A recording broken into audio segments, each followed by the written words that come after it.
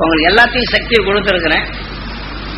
அப்புறம் ஓரளவுக்கு எல்லாம் செய்து கொஞ்சோண்டு வீட்லயோ மற்ற நண்பர் இடத்துலயோ தொழில் செய்யறதுல சோறு வந்துச்சுன்னு இதை விட்டுறீங்க.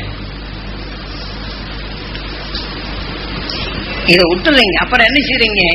இந்த உணர்வின் அணுக்கள் அதை விளைந்த பின், அதனுடைய உணர்ச்சியில் வேங்கிய பின், அதை இந்த ஆன்மாவில் அதிகமான பின் அதை எடுக்கிறதுக்கு இதே தடை விதிக்கிறது. அதனாலதான் இது உங்களுக்கு இந்த ஆப்போசிட்டி பொசிஷத்தை துரிதமாக கொடுத்து, எது எப்படி கேட்டாலும் அடுத்த நிமிஷம் ஒரு நிமிஷம் அதுக்குன்னு நேரத்தை ஒதுக்குங்க.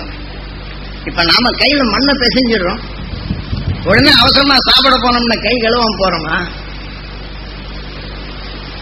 அல்லது கையில அழுக்கு படிச்சு ஒரு நோட்ல எழுத போறோம்னா கை கழுவாம நோட்டை எழுதுறோமா? கையில தண்ணி கொண்டு கழுவுனாலும் தொடச்சிட்டு தான் நாங்க போறோம், அந்த நிமிஷம் ஆகுது இல்லை.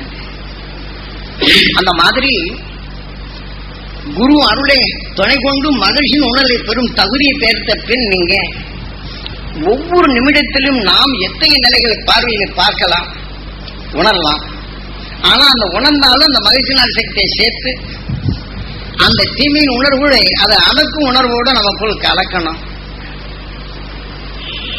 கலந்தால்தான் நீங்க எப்படிதான் இருந்தாலும் கூட நீங்க பெரிய ஒரு தீமைகளை பார்க்காம இருக்க முடியும். நண்பர் இருக்கப்ப நானே வருறேன், சாமி எவ்வளவு பேருக்கு உதவி செய்தாலும் என்னால முடியல அப்படின்னு சொல்லி சொன்னோடனே சாமி என்ன ஆச்சுன்னு ரொம்ப ஆர்வமா கேட்பீங்க. என்கிட்ட விளைஞ்சது பல நிலைகள் அந்த வேதனை.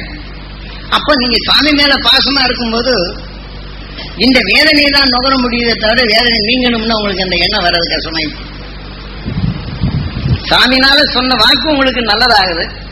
ஆனா சாமிக்குள்ள பல நிலைகளை எடுத்து அது சந்தர்ப்பத்தில் அது முந்தைய நிலைகள் விளைஞ்சு வந்தாலும் இந்த உடலின் கடைசி முடிவு அதுதான். ஆனா அந்த கடைசி மொழி வரப்போகும்போது, இந்த உணர்வு வரப்போகும்போது, இந்த பாசத்தால் வரப்போகும்போது இந்த வேதனை நீங்க நுகர்ந்துடக்கூடாது.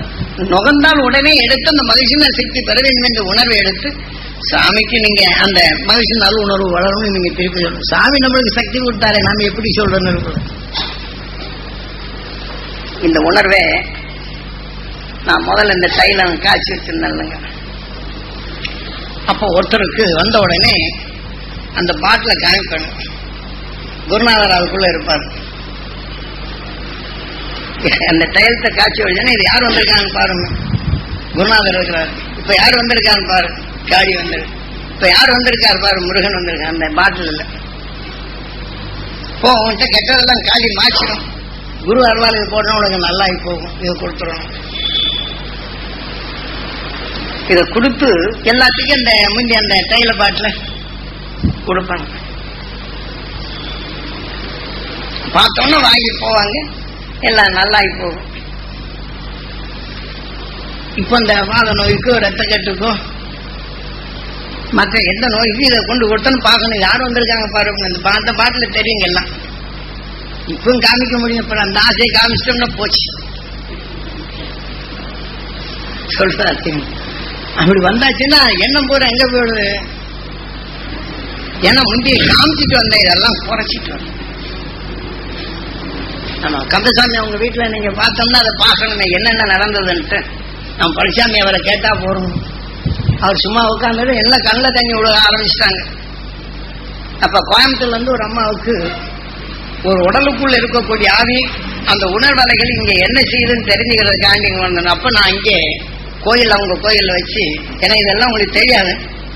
அப்ப அவங்க வீட்டுல வச்சு என்ன செய்யறாங்கன்னா, நான் பாத பூஜை குருநாதர் பேரை வச்சு பாத இதை வச்சு அந்த பாத பூஜை செய்துட்டு இருந்தேன். அதுக்கப்புறம் தான் மண்டபமே கட்டினது வச்சு நம்ம குருநாதருடைய அருள் இங்க படரணும் அப்படின்னு வச்சு அங்க இது பண்ணிட்டு இருக்காங்க. 48 நாள் எனக்கு இவங்க பீடி சிகரெட் எல்லாம் வாங்கி வந்து கொடுத்துருவாங்க. ஒரு நாள் இங்க எல்லாம் ஊருக்கு போயிட்டாங்க, காசு இல்லை. ஒரு 10 ரூபா தாள் புது நோட்டு வருது. அப்புறம் எடுத்து அவசர அவசரமா எடுத்து கையில கொடுத்து சீட்டு வாயிடாங்க. அப்ப சீட்டு எக்கச்சமா குடிப்பணும் வாங்கிட்டான்னு சொல்லிவிட்டு இதெல்லாம் அந்த 10 நாள் உள்ளே எத்தனையோ நிலைகள் புது புது நோட்டா வரும். ஆசை வீணி இல்லை, இவங்க போயிடுவாங்க. ஒருத்தரையும் காலையில் சீக்கிர பசங்க வருவாங்க, அவங்க ஒருத்தரையும் காணும். இப்படி எல்லாம் அங்க நடந்துட்டு இருக்கும் போது அந்த கோயம்புத்தூர் அந்த அம்மா வந்தது. சாமிகிட்ட அருள் வாக்கு வாங்கிட்டு வந்த உடனே சில அவங்களுக்கு இந்த உணர்வு ஆவியின் செயல்கள் என்ன, அந்த உணர்வின் அலைகள் எப்படி இருந்ததுன்னா அதன் ரூபமா காமிச்சு. அந்த அம்மாவுக்கு எப்படின்னு கேட்டா, இதுல போத்தனூர் ரயில்வே ஸ்டேஷன்ல ஸ்டேஷன் மாஸ்டரா இருந்தாரு. அவருடைய சம்சாரம் அது உடல்ல ஒரு மந்திர ஆவிப்பு இருந்துகிட்டு அது சில இதுகள்லாம் செய்யும். அதை அவங்க கிட்ட போனோடனே பல நிலைகள் எல்லாம் அந்த செய்வன் எடுக்கிறது, தோசை எடுக்கிறது எல்லாம் இருந்துட்டு இருக்கு. அதனால அவங்க கிட்ட இவங்க போயிட்டு வந்தவங்க இப்ப என்னாலும் வழக்கமா போயிட்டு வருவாங்க. அப்ப அந்த உடல்ல விளைந்த ஆவிகள் இங்க எப்படி இயங்குது அப்படின்ட்டு அப்ப இவங்க கிட்ட இருந்து வரப்போகும்போது அவங்களுக்கு இந்த உண்மையை தெரிஞ்சுக்கிட்டு அவங்க இந்த தோஷங்கள் எடுத்து எடுத்து அந்த அம்மாவுக்கு மேலெல்லாம் அரிப்பு இதெல்லாம் ரொம்ப பயங்கரம். எல்லாத்துக்கும் செய்வ நேரத்தில் நிவர்த்தியாச்சு. அப்புறம் அங்கிருந்து அவங்க பாலக்காடு இந்த மாதிரி சாமி வந்திருக்கான்னு இவங்க சொன்னா வந்தாங்க. அந்த அம்மா சொல்லுதுங்க, எல்லாத்துக்கும் உங்களுக்கு ஜோசியம் சொல்லும், அதை சொல்லும், உங்க வீட்டுல சேவை நிச்சயிருக்காங்க, அதை செய்திருக்காங்க, இதெல்லாம் சொல்லும். இதெல்லாம் செய்தனுங்க எல்லாம் முருகன் அருள் தானுங்க எனக்கு கிடைச்சது. இத்தனையும் செய்து எனக்கு இப்படி ஆயிப்போச்சு அப்படின்னு சொன்ன. அப்புறம் நீ இந்த மாதிரி இதை செய்யாதம்மா, இதனுடைய உணர்வுகள் இப்படி இருக்கும் அப்படின்னு சொல்லிட்டு நீ இந்த மாதிரி செய்யணும். அதெல்லாம் அந்த அம்மா விட்டுருச்சு. ஆனாலும் அந்த ஆவியின் தொடர் உணர்வுகள் இங்க அடிக்கடி போனோடனே இந்த உடல்ல வந்து எப்படி செய்யுது அப்படின்னு திருதூர் ஆவியின் நிலைகளை செயல்படுத்துறதுக்கு அங்க அந்த அலைகள் வந்துகிட்டு இருந்தது. அப்போதான் இங்க வந்தது. இங்க வந்த உடனே அப்பதான் நம்ம கந்தசாமி அவங்க தம்பி பையனுக்கும் காட்சி கொடுக்கும். கந்தசாமி அவரு நம்ம பழனிசாமியோட மகளுக்கும் காட்சி கொடுக்கும். எல்லாம் சொல்றதெல்லாம் அப்படி எப்படி அவங்க சொல்லிதான் இவங்க கஷ்டமெல்லாம் நிறுத்தி இந்த கதவை திறந்த விடு, அப்பதான் இதெல்லாம் உனக்கு நிவர்த்தி ஆகும், அந்த பிள்ளைகளை சொல்லிதான். ஆனா அந்த நேரத்தில் அவங்க பட்ட கஷ்டம்னு என்னது, ஒரு ரூபா கூட வாங்குற 10 இது வாங்கணும்னாலும் கஷ்டம். பெரிய குடும்பம் எல்லாம் ஒரே குடும்பமா இருக்கு. அரிசி பருப்பு வாங்குறது கூட அந்த அளவுக்கு சில இதுகள். அது கூட எப்படி வந்ததுங்க, இவர் 7000 என்னமோ ஏமாத்தினவர் மங்களூர்ல பார்த்து பிடிச்சி அவர் அங்க கொண்டு என்ன இங்க எடுத்து விட்டாங்க எங்க சாமி வந்த. ஆமா, இல்லைன்னா அங்க வந்துருக்க மாட்டேங்க. அப்போ இந்த மாதிரி சொல்லி அப்பதான் இங்க வந்து இது பண்ணிட்டு இருக்கும்போது, அப்ப இங்க வரும்போதெல்லாம் அங்க இதுகளை சொல்லி இது பண்ணிருந்தான். அந்த அம்மா வந்தது. அவர் சம்சாரம் மூத்த சம்சாரம் எப்படி இருந்ததோ அந்த மாதிரி கண்ணாடியை போட்டது. இதே நடக்க ஆரம்பிச்சது. அது இருமலெல்லாம் இரும ஆரம்பிச்சது. அதை நடந்து காட்டினது. அதை போற சொல்ல ஆரம்பிச்சு. இவரு புஷு புஷுன்னு அழுகிறாரு. இவருடைய பிள்ளைகள் அம்மானு தாய் பிடிக்க போகுது. ஒவ்வொருத்தரும் பார்த்தோன்னே தாயின் உணர்வு வந்து எல்லாம் கத்த ஆரம்பிச்சிருச்சுங்க. இவங்க வீட்டுல இருந்து நடந்ததுதான். எதுக்குன்னு சொன்னா இந்த உணர்வலைகள் மனித உடலுக்குள் ஆனால் எப்படி செயல்படுதுன்னு கண்டு உணர்றதுக்கு தான். அப்பதான் நம்ம அடிக்கடி அதுல இருந்து நாங்க வரப்போகும்போதெல்லாம் நாங்க தென்னையில அவர்கிட்ட பேசிட்டு நடந்த நிகழ்ச்சிகள், நடக்க போற நிகழ்ச்சிகள் எப்படி இருக்குங்க எல்லாம் அந்த விடிய விடிய 4 மணி வரையிலும் பேசுவோம். அந்த 4 மணி ஆகி போச்சுன்னா நான் அங்க போயிடுவேன். இவர் தூக்கத்துக்கு போயிடுவாரு.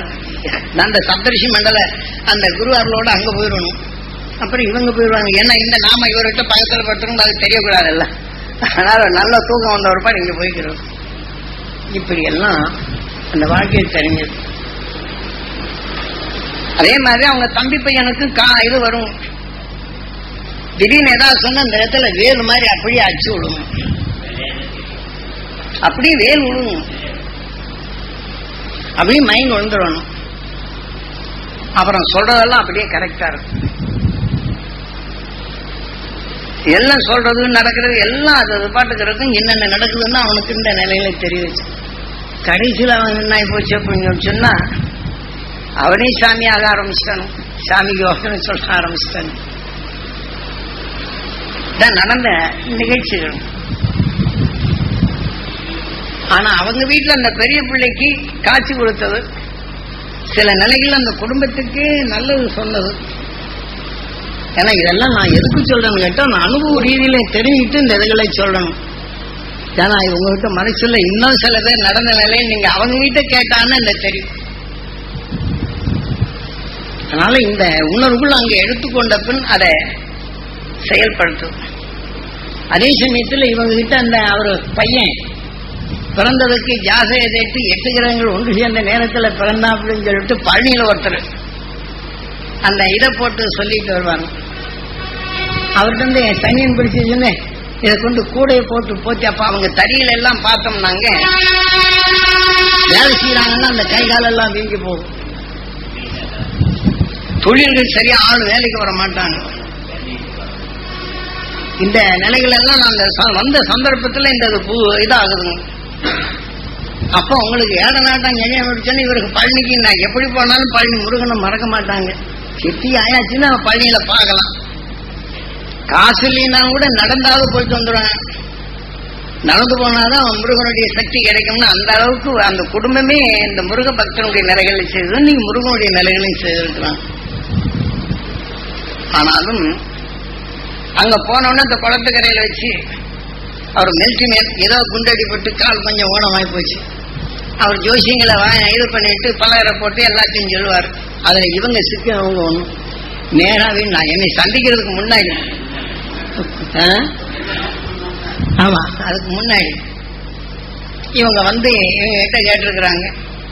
உடனே அதை எதை சொல்லி 8 விதமான கலர் 8 பீஸுங்களா பீஸுவே முழுசாங்க எடுத்து போட்டு இதெல்லாம் படித்து நான் ஓடி போயிடணும் சொல்லி நான் ஓடியே போயிருந்தேன். ஓடி போயிடணும் இந்த ரூபாயெல்லாம் தூக்கிட்டு ஓடி வந்துட்டாரு. துணி இனி எல்லாத்தையும் எடுத்துட்டு இதெல்லாம் தோஷம் கழிஞ்சிருச்சுட்டு. இப்ப இவங்க செய்த சேட்டை தான் எந்தெந்த ஆவியுடைய நிலைகள் இருந்ததோ அவன் உணர்வுக்குள் பயந்து 2 கிரகங்கள் 8 கிரகங்கள் தோன்றிருக்குன்னு இவங்க ஜாதக பதிப்பு அவங்கிட்ட உள்ளுக பதிவு செய்து இந்த எண்ணத்தவே இவங்களுக்குள் உருவாக்கப்பட்டு அவன் நினைவே கொண்டான். ஆனால் இதுக்காக வேண்டிய ஜோசியங்கள் மந்திரங்கள் தந்திரங்கள் இதெல்லாம் செய்து அங்க வரும். இப்ப இவங்க குடும்பம் எல்லாம் ஒன்னா இருக்கும். ஒரே குடும்பம் ஒரு மூட்டை அரிசி வாங்கினா இன்னாருக்கு இன்னாருன்னு அந்த பங்கு போட்டு அதுல எல்லாம் ஏற்றத்தாழ்வு இருக்காது. அது ஒரு சமஸ்தானம் மாதிரி எல்லாத்துக்கும் அதே அளவுல பங்கிட்டு இது பண்ணி வர்றாங்க. அந்த மாதிரி நேரங்கள்ல இப்ப அந்த பதிவு செய்தது இன்னைக்கு வரையும் அவனுடைய நிலைகள் சீர்திருத்த முடியல. அந்த உணர்வுடைய ஆவிகள் அவனுக்குள் பதிவாக்கி நாம சொன்னா கொஞ்சம் கேட்டுக்கிட்டு இருப்பான். இப்ப அதை கூட எதிர்த்து எடுக்க ஆரம்பிச்சோம் ஒரு சமயம். அப்புறம் அது உற்றுப்பான்னு சொன்ன ஒருபாடு அப்புறம் தன்னால அப்புறம் மாறி இப்போ ஓரளவு கேட்கிறான். காரணம் பதிவு செய்த உணர்வுகள் அவனால மாற்ற முடியல. ஆனா அவன் செய்து கொண்ட உணர்வுகள் வீட்டிலே படர்ந்து இன்னைக்கு அந்த குடும்பத்துல பழனிசாமி படுற பாடம் பார்த்தோம்னா என்னதான் இருந்தாலும் இந்த ஆத்மசுத்தி செய்தாலும் இதுதான் அவர் அந்த வலுதான் அவரை காப்பாற்றுவது. அவர் கேட்டாதான் தெரியும் அந்த உணர்வுகள் என்னென்ன செய்து. இந்த பக்கம் மூத்த மக, இந்த பக்கம் இன்னொரு மக, இந்த பக்கத்துல மகன்.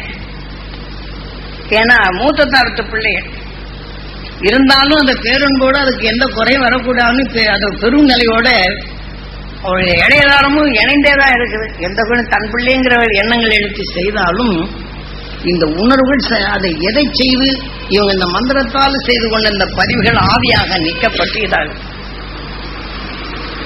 இந்த இவங்களுக்கு இதான ஒருபாடுதான் இவங்க கிட்ட வாங்கிட்டு வந்துட்டாங்க. அதே ஆளு என்கிட்ட அந்த மந்திரக்காரனு நான் அந்த சித்தான புதுசுல என்கிட்ட வர்றாரு. வந்த உடனே சாமி என்னை ரசிக்கணும் அப்படின்னாங்க. என் குடும்பத்துல பெரிய தொல்லையா இருக்குங்க. என் பையனுக்கு ஏதோ ஒண்ணு ஆணி குத்திடுச்சு, புறம் ஓடிடுச்சு, இது ஒன்னும் செய்ய முடியல, என்னை காப்பாத்தணுங்க அப்படின்னு சொல்லிட்டு வந்தேன்.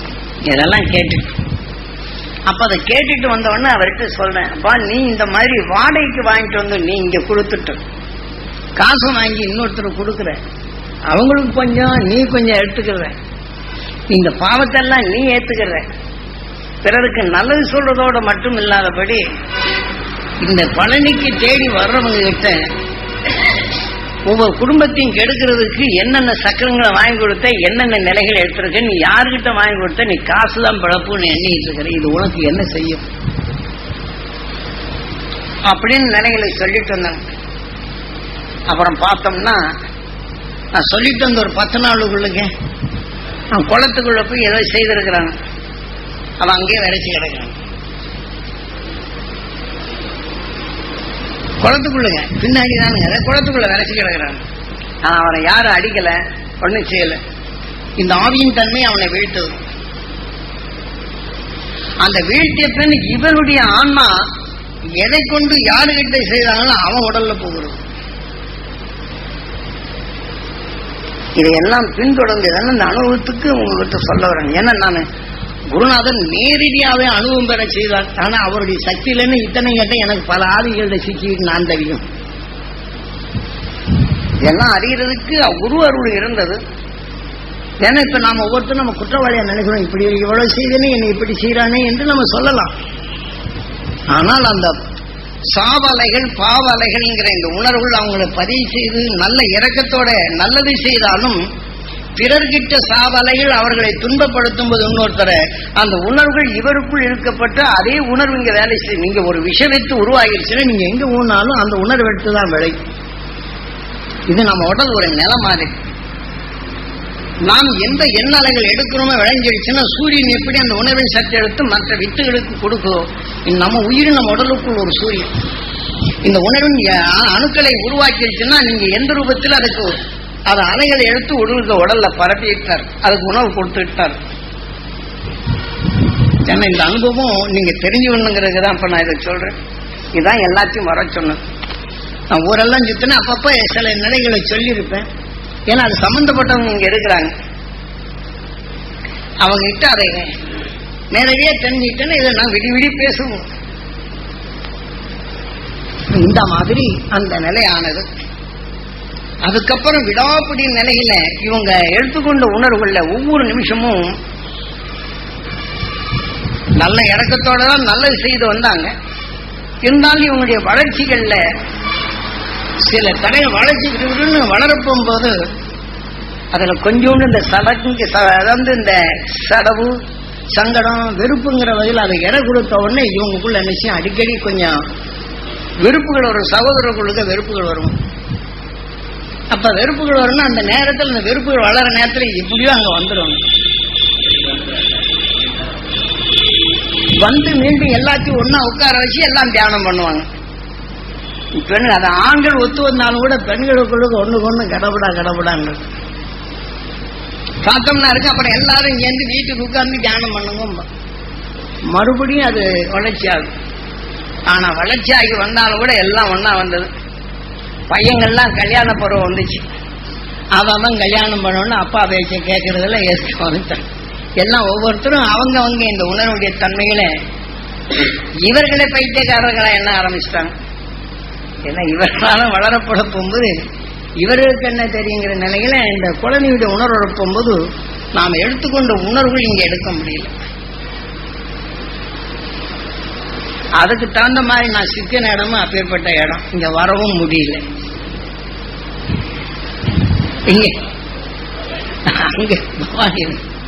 இங்க வர முடியல. சாமி வருவாரா வரமாட்டாரா, வருவாரா வரமாட்டாராங்கிற அந்த சோறு உணர்வுகள் அதிகமாக வளர்ந்து இப்படி சில இதுகளுக்கு சொல்றேன். எவ்வளவு நாம் வளர்ந்து வந்தாலும் நாம் எண்ணியதை நம்ம உயிர் அந்த உணர்வின் அணுக்களாக மாறும்போது அதை காக்கும் காவல்காரனாக இருப்பதும் உயிரே, அந்த உணர்வுக்கு உணவு கொடுப்பதும் உயிரே, அந்த உணர்வை இயக்கிக் கொண்டிருப்பதும் உயிர் தான். ஆனால் இந்த 6வது அறிவு கொண்டவங்க இதை நாம தெரிஞ்சுக்கிறோம்.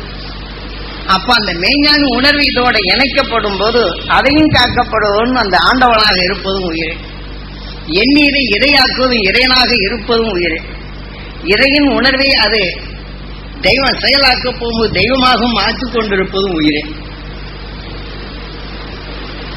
ஆண்டவனாக இருப்பதும் ஈசனாக இருப்பதும் உயிரே.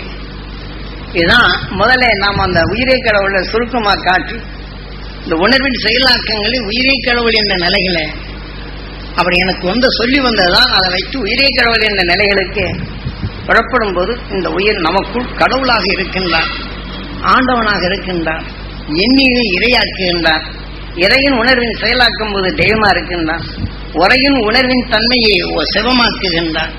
ஆக எடுத்துக்கொண்ட உணர்வின் தன்மை வினையாக்கி வினையின் நாயகனாக அதை இயக்கிக் கொண்டிருக்கின்றான்.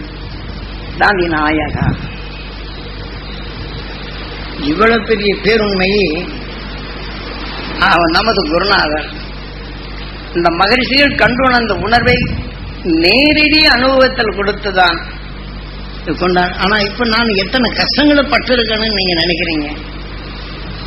இதை அறிஞ்சுக்கிறதுக்காண்டி சோறும் இல்லை தண்ணியும் இல்லைங்க. ஒரு சமயம் இங்க இறக்க போகும்போது இதே சைக்கிள் கடை வச்சிருக்கும் போது சித்தாயாச்சு.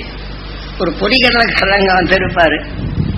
அது நம்ம கூட இருந்த உடனே அங்க இது வந்த உடனே அந்த மாரியப்பாப்பதான் வருது. ஏன்னா அவங்க சைக்கிள் கடை அப்பு வாங்கினது நான் கடன் கொடுக்கலைங்க. பாக்கி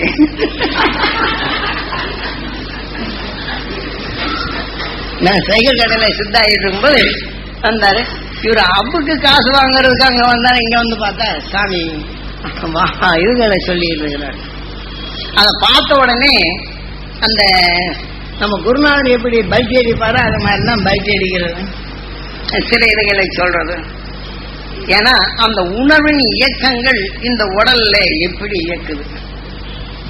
ஏன்னா குருநாதர் அவருக்குள் உணர்வின் ஒளியின் சரீரமாயிட்டாரு.